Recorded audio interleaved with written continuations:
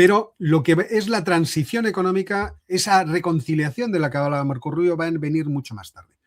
Hay algunos politólogos aquí en España que están comparando lo que ocurre en Venezuela con lo que ocurrió en España en la transición económica.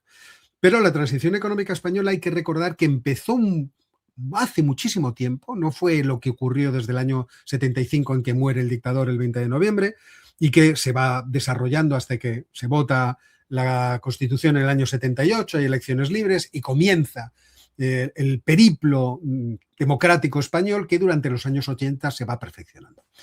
No empieza ahí exactamente, sino que empieza un poco antes, cuando los Estados Unidos se meten dentro del asunto y llegan a acuerdos, a los pactos de Madrid en el año 1953. Acordaos que en 1959 el presidente americano Eisenhower visita España, y que suponía no solamente una ventaja estratégica para los Estados Unidos porque situaba bases militares en España, sino que además comenzaba a ser la apertura económica, porque con las bases vino dinero. Vinieron préstamos y además vino la propia construcción de las bases, que generó también incrementos económicos o gastos económicos hechos directamente por los Estados Unidos. Y posteriormente vino los acuerdos preferenciales con la Unión Europea, bueno, con la Comisión Económica Europea. España era un paria, había sido aliado del Eje y por lo tanto de Hitler, y se nos habían excluido de todo. De todo quiere decir de todo. Y por eso la situación económica en España durante la década de los 40 fue atroz. Las cosas que me contaba mi padre, en términos de hambre, bueno, en fin, duras. O sea, esa generación lo pasó realmente muy mal. Y durante ese tiempo, fijaos, partiendo de que en 1945, acabada la Segunda Guerra Mundial, la renta per cápita de España, de Italia y de Alemania era la misma, habiendo pasado los tres por grandes destrucciones de guerras, en pocos años, en los años 60, Italia y Alemania se habían alejado de la renta per cápita española, que se mantenía más o menos al mismo nivel respecto de las 12 grandes naciones europeas. Y eso fue debido a que la famosa autarquía, el que vamos a comérnoslo y a guisarnos todos nosotros, era en realidad forzada. Nos hicieron un vacío y España no podía comerciar con nadie. Entonces, cuando los Estados Unidos nos permiten entrar, ahí van produciéndose cosas. Y cuando en 1970 los alemanes insisten en que nosotros tenemos que entrar, bueno, en realidad insisten a partir de 1963, tiene que ir entrando dentro de la esfera económica europea, pues eso ya nos produjo, en fin, eso fue una bendición en todos los sentidos. España logró crecer económicamente y crecer mucho económicamente, haciendo que Alemania fuera nuestro principal socio comercial en Europa. No el principal socio comercial, que era, yo creo que Estados Unidos, tengo que mirarlo en realidad, yo creo que no me equivoco, pero dentro de Europa los alemanes fueron los que se llevaron la palma. ¿Qué les interesaba a los alemanes? A los alemanes les interesaba que en España hubiera democracia, y para ello invirtieron mucho dinero a través de diversas fundaciones y a través de los propios partidos políticos. La Fundación Friedrich Ebert fue la que financió el PSOE, la Konrad Adenauer a la UCD, la Hans-Seidel Stiftung a Alianza Popular, la derecha un poco más derecha, y a los liberales la Friedrich Naumann. Stiftung significa fundación. Con lo cual se produjo una gran labor de ir preparando el camino. ¿Por qué estoy contando todo esto? Estoy contando todo esto porque en Venezuela habrá que hacer algo parecido.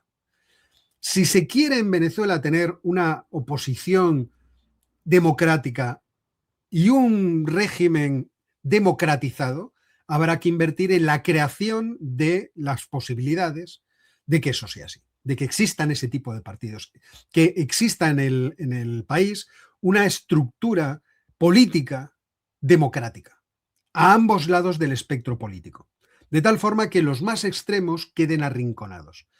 Y recordad que en el viaje español hubo muchos obstáculos, muchísimos obstáculos. Obviamente contamos en esta película, igual que cuentan ahora los venezolanos, con la Realpolitik, igual que Kissinger impuso que España debería entrar a través de un memorándum, ¿cómo los llaman? Memorándum de Estrategias de Seguridad Nacional, los NSSM, que decía: a nosotros nos conviene, para nuestra situación estratégica y geopolítica en Europa, que España se una a la Europa normal y corriente, que tenga negociaciones con ellos. Estados Unidos ahora parece que están en un plan parecido de tenemos que hacer que progrese económicamente este país. Obviamente todas estas cosas no se hacen por altruismo, se hacen por interés. Y los Estados Unidos en ese vamos a hacer que Venezuela vaya prosperando, van a sacar un gran beneficio. Pero tengamos en cuenta que esa transición, si necesita también la adaptación política, necesita la adaptación económica casi más. En España se dio, se nos unió a un gran mercado común, eso nos permitió, a través de acuerdos preferenciales de comercio, porque la entrada en la Unión Europea se produciría a mediados de los años 80. Pero, entendednos, se nos incorporó a aquellos negocios y eso nos permitió tener unos años 60 espectaculares en términos económicos, absolutamente espectaculares. En este caso, de lo que se trata es de producir, entiendo, en Venezuela un proceso parecido, sin que el régimen cambie. Y esto a nosotros nos duró los años 60 y la mitad de los 70, hasta que murió Franco. Se podía haber muerto antes y quizá entonces la transición hubiera comenzado antes. Pero quiero decir que estos procesos son largos.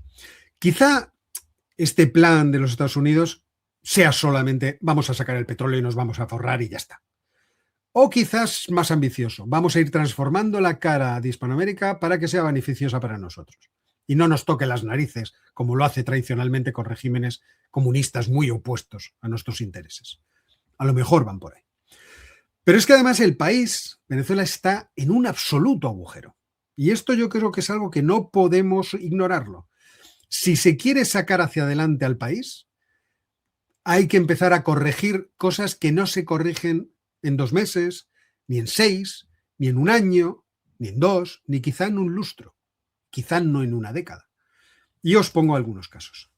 Una cuestión que yo he comentado ya en el canal en alguna ocasión es la cuestión de la mortalidad infantil. En este artículo, esto es una correspondencia de Lancet, de la revista Lancet, de enero del año 24, se hacen estimaciones con varias fuentes distintas porque Venezuela no publica datos sobre mortalidad infantil, acerca de cómo ha evolucionado la mortalidad infantil.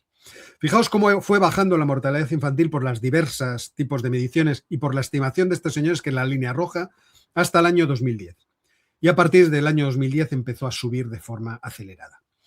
Es cierto que las sanciones Estados Unidos se empezaron a poner en 2015, pero fueron sanciones a individuos. Es en 2017 cuando las sanciones empiezan fuerte, que son las sanciones de Donald Trump.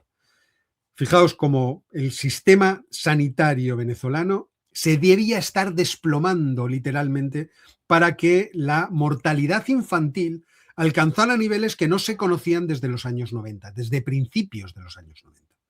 Es decir, aquello era una catástrofe desde todo punto de vista, catástrofe que alcanzaba a otras cosas.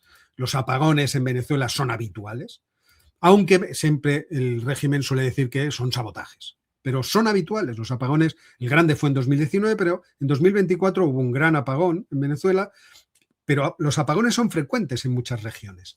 ¿Por qué? Porque las infraestructuras cada vez están peor y hay menos dinero para poder invertir en ellas. Porque la situación económica es realmente catastrófica. O sea, a partir de 2011 aquello fue en picado tanto que el Producto Interior Bruto se redujo un 80%. Es decir, la situación económica de Venezuela fue catastrófica. Y aquí os indico lo de las sanciones para ponerme la tirita antes de que alguien venga a tirarme una piedra. Es a partir de 2017 cuando la cosa realmente se puso dura. Y fijaos que esto empezó, la catástrofe empezó a partir de 2011. Es verdad que antes los precios del crudo lograron maquillar en gran medida lo que era un desastre en términos de gestión económica. Entonces, lo que nos queda por saber es si el régimen, en esta transición, que ellos obviamente pueden ver en el sentido de nos dan tiempo, a lo mejor el tiempo juega a nuestro favor. A lo mejor dentro de 3 años Donald Trump ya se ha aburrido, se ha ido y vienen los demócratas y esto cambia. Puede pasar. Pero un peligro de este tipo de transiciones es que dentro de ese grupo que veis ahí, de esa camarilla, los dos, Rodríguez, Diosdado Cabello, Vladimir Padrino y otros que están por detrás que no sé quiénes son, algún grupo que está sosteniendo, de los varios que sostienen el poder, diga, pues a mí no me interesa esto y rompo la baraja.